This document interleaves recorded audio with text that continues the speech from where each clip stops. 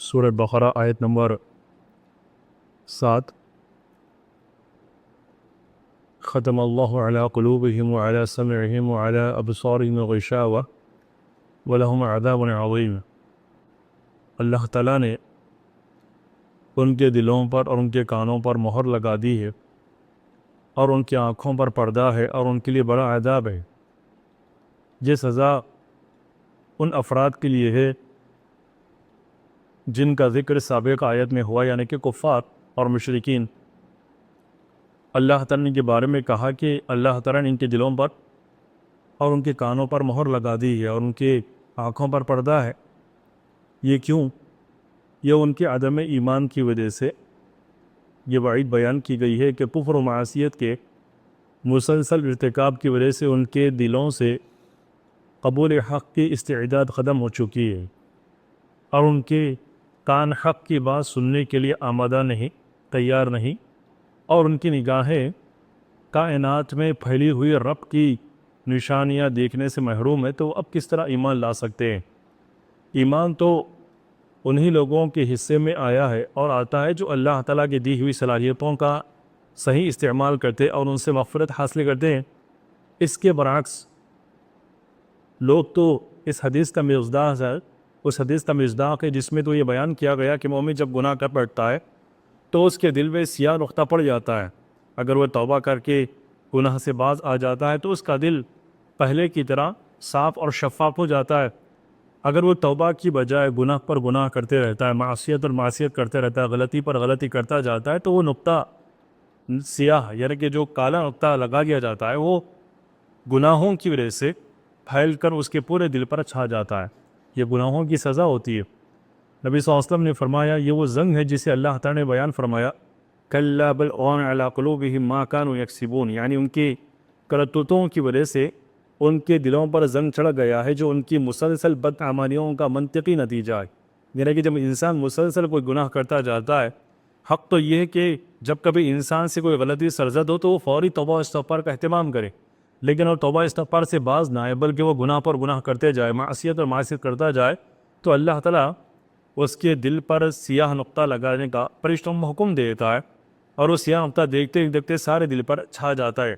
پھر اس کے بعد جب وہ سیاہ نقطہ سارے دل پر چھا جاتا ہے تو اس کے بعد بندے کو خیر اور شر میں فرق نظر نہیں آتا ہے، شر اور خیر میں فرق نظر نہیں آتا، حلال اور حرام کی درمیان اور تمیز نہیں کر پاتا ہے۔ اس کے بعد وہ تو شر کو خیر اور خیر کو شر سمجھنے لگتا ہے، بدعت کو سنت اور سنت کو بدعت سمجھنے لگتا ہے، توحید کو شرک اور شرک کو توحید سمجھنے لگتا ہے۔ تو یہ سزا ہوتی ہے اس بندے کے لیے جو گناہ پر گناہ کرتا ہے اور توبہ استغفار کا اہتمام نہیں کرتا ہے، اور مہر وہ حقیقی شکل میں لگائی جاتی ہے، اس کا کوئی اور مطلب نہیں ہے یا پھر کوئی مجازی معنی نہیں ہے۔ مہر لگا دی جاتی ہے مطلب واقعی وہ دلوں پر اسٹامپ لگا دیا جاتا ہے۔ اس کی کیفیت کیا ہوتی ہے تو اللہ کے سوا کوئی نہیں جانتا ہے۔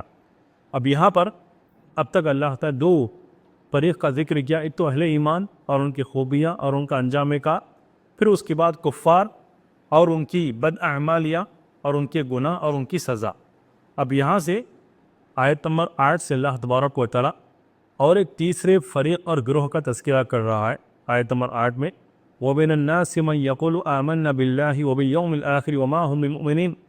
بعض کہتے ہیں کہ ہم اللہ پر اور قیامت کے دن پر ایمان رکھتے ہیں، لیکن در حقیقت وہ ایمان والے نہیں۔ اب یہ کون ہے؟ ایک تو ذکر ہو چکا اہل ایمان کا، اور دوسرا ذکر ہو چکا کفار کا۔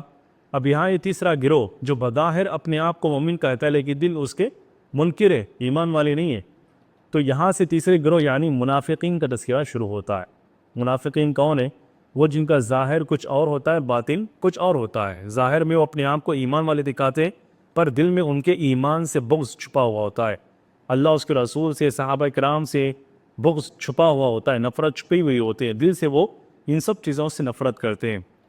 جن کے دل تو ایمان سے محروم تھے مگر وہ اہل ایمان کو فریب دینے کے لیے زبان سے ایمان کا اظہار کرتے تھے، اللہ نے فرمایا کہ وہ نہ اللہ کو دھوکہ دینے میں کامیاب ہو سکتے ہیں اور نہ ہی وہ ایمان والوں کو دھوکہ دینے میں کامیاب ہو سکتے ہیں، کیونکہ اللہ تعالیٰ سب کچھ جانتا ہے، اور اہل ایمان کو مستقل فریب میں رکھ سکتے ہیں کیونکہ اللہ تعالیٰ وحی کے ذریعے سے مسلمانوں کو ان کے فریب اور دھوکے سے آگاہ فرما دیتا تھا۔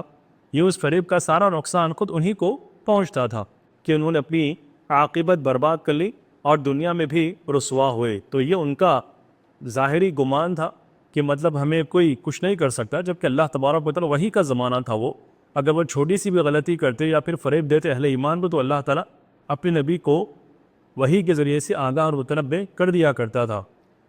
اور آگے کی آیت نمبر 9 میں اللہ نے فرمایا یخادعون اللہ والذین آمنوا وما یخدعون الا انفسهم وما یشعرون، وہ تو اللہ تعالیٰ اور اہل ایمان کو دھوکہ دینے کی کوشش کرتے ہیں اور ان کو یہ لگتا ہے کہ وہ استعین نہیں رکھتے ہیں، شعور نہیں ہے ان کو، یعنی کہ دراصل وہ وفد اپنے آپ کو دھوکہ دے رہے ہیں مگر وہ سمجھتے نہیں ہیں، ان کو لگتا ہے کہ اس چیز کا پتہ نہیں چلے گا۔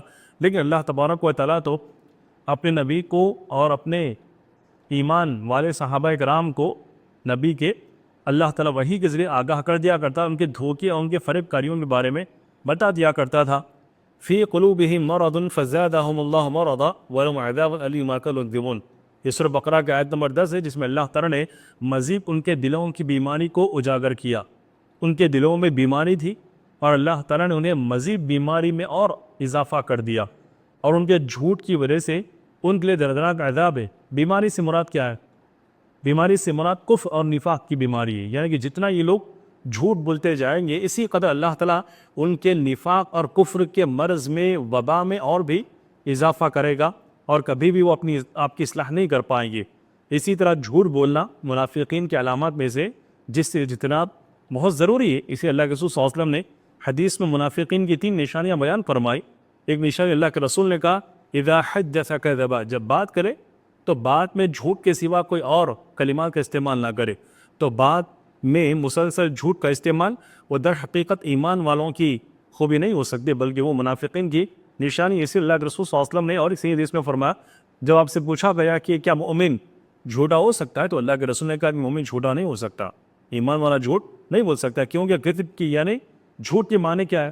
وہ چیز جو ایمان کے منافی ہو، تو ایمان اور جھوٹ ایک دن میں جمع نہیں ہو سکتے ہیں۔ تو بہرکہ منافقین کی ان بد اعمالیوں سے اور ان بد اخلاقیوں سے ہر مسلمان کو بچنا ضروری ہے۔ یہ اللہ تعالیٰ نے کافر اور منافقین کی ان بد اعمالیوں کو بیان ہی اس لیے کیا تاکہ مسلمان اپنے آپ کو ان بیماریوں سے، ان بد اعمالیوں سے محفوظ رکھ سکے۔ دعا کرتے ہیں کہ اللہ تعالیٰ ہم تمام کو پکا ایمان والا بنائے، اللہ ہمارے اندر ایمان والوں کی خوبیاں پیدا فرمائے، اور اللہ تعالیٰ ہم سب کی کفار اور منافقین کی بد اعمالیوں سے حفاظت فرمائے، آمین۔ سبحانک اللہم وبحمدک، اشہد ان لا الہ الا انت، استغفرک و اتوب الیک، وصلی اللہ علیہ وسلم۔